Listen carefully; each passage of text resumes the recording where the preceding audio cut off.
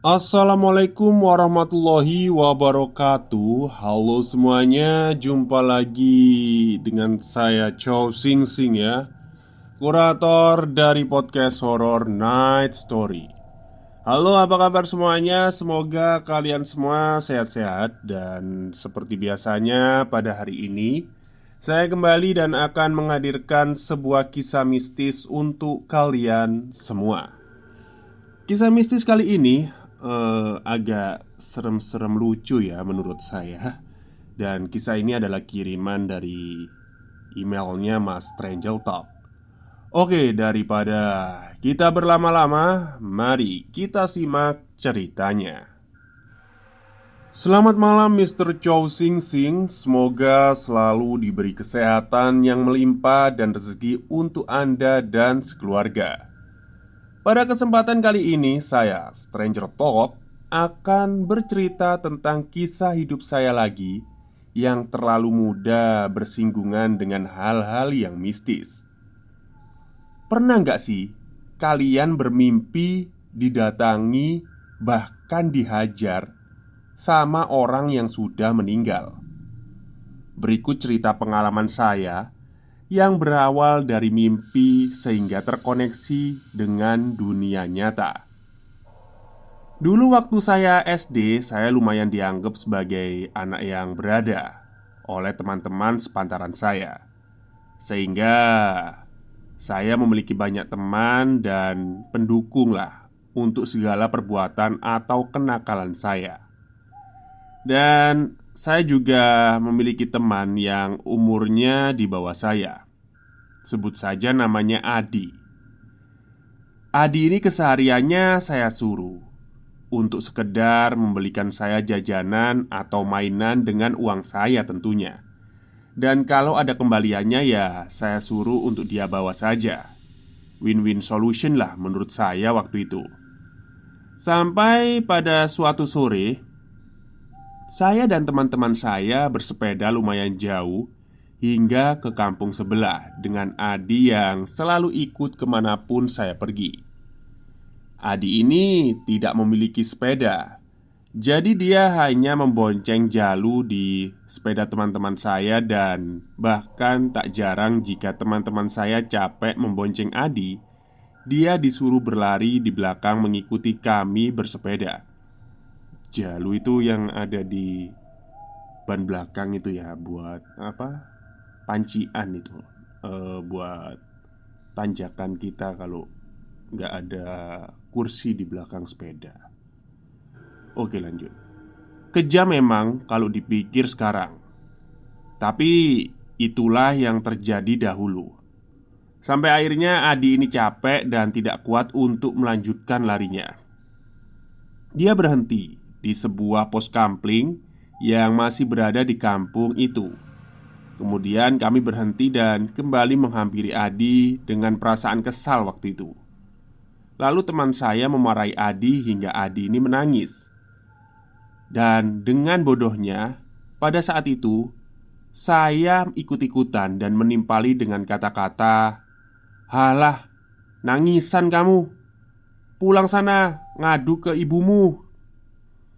Pada saat itu, saya sudah tahu kalau Adi ini sudah tidak memiliki ibu, meninggal dunia alias yatim.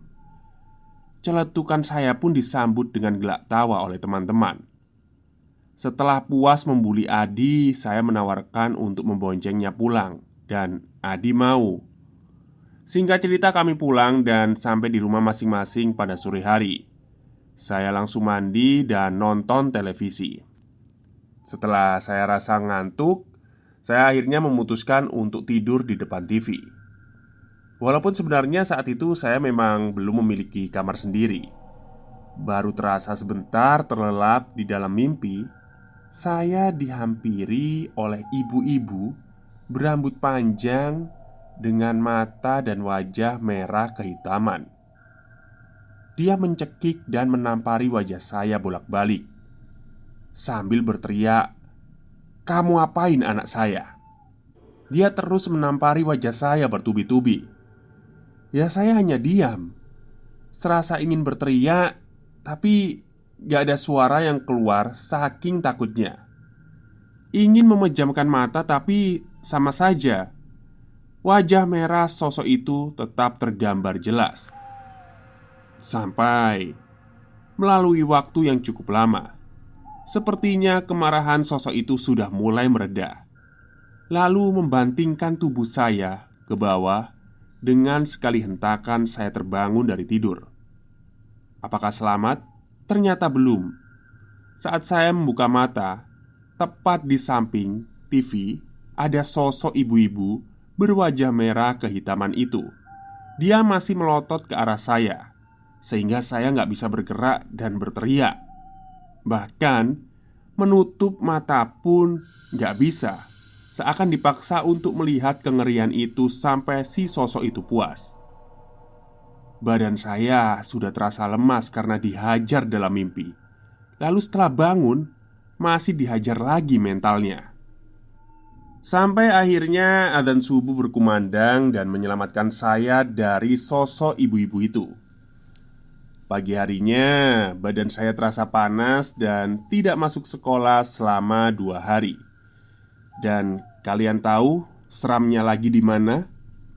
Teman-teman bersepeda saya hampir semuanya didatangi oleh sosok ibu-ibu itu. Sosok berwajah seram, merah hitam dalam mimpinya. Dia menyuruh mereka semua untuk minta maaf dan berteman baik dengan Adi. Mereka semua beruntung hanya didatangi dalam mimpi dan hanya diberi pesan. Berbeda dengan saya yang dihajar habis-habisan tanpa diberi pesan. Setelah sembuh, saya langsung ke rumah Adi dan minta maaf untuk kekhilafan saya dan teman-teman tempo hari. Adi ini pun juga mudah untuk memaafkan. Sekarang Adi sudah menjadi juragan bakso di perantauannya. Dan sampai saat ini Adi juga masih ingat cerita waktu masa kecil kami.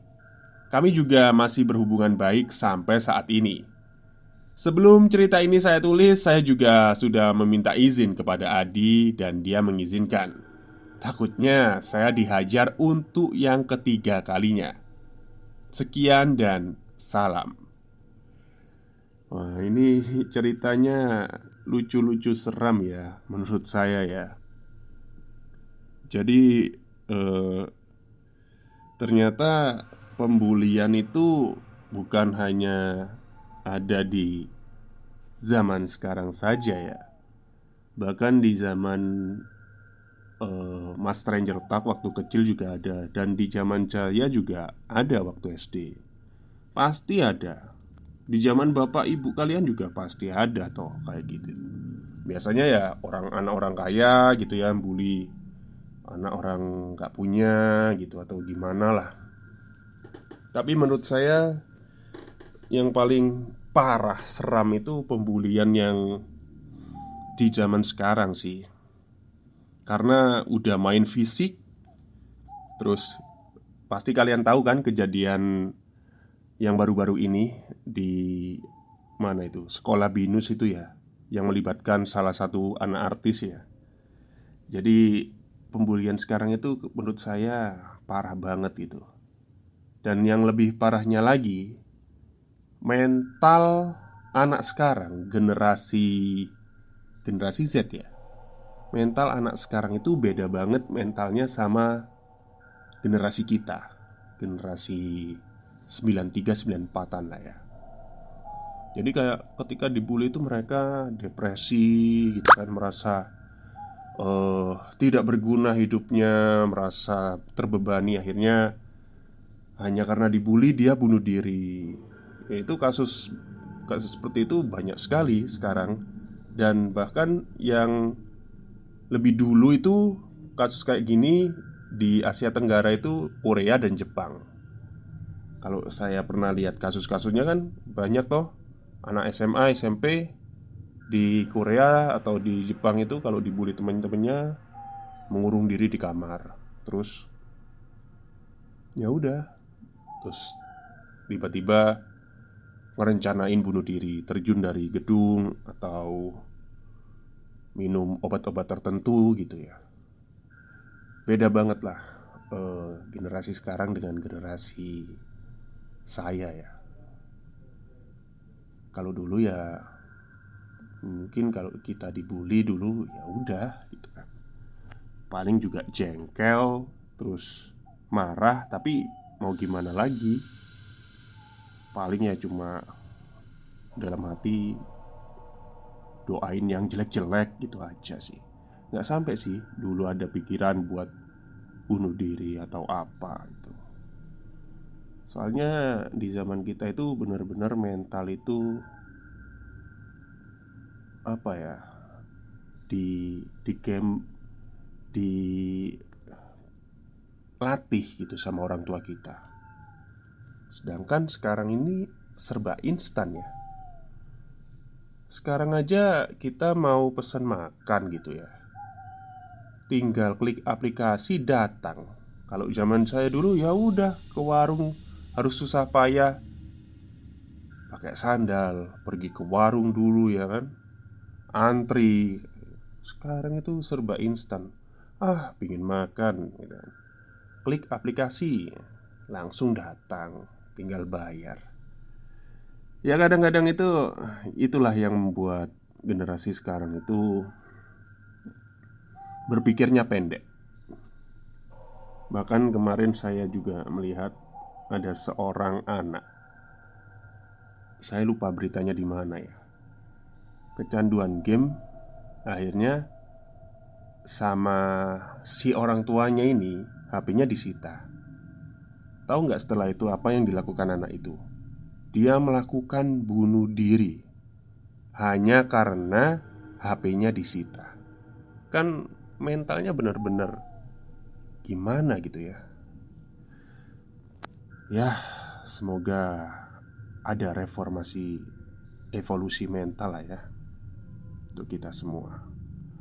Oke, mungkin itu saja cerita untuk hari ini. Terima kasih Mas Stranger Talk sudah mengirim untuk yang ketiga kalinya ya cerita pengalaman seramnya. Oke, sampai jumpa. Wassalamualaikum warahmatullahi wabarakatuh.